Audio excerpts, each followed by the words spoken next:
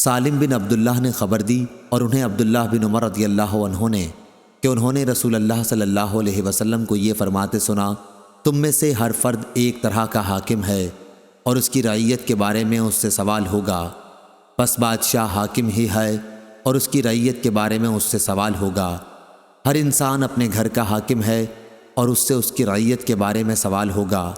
عورت اپنے شوہر کے گھر کی حاکم ہے اور اس سے اس کی رعیت کے بارے میں سوال ہوگا۔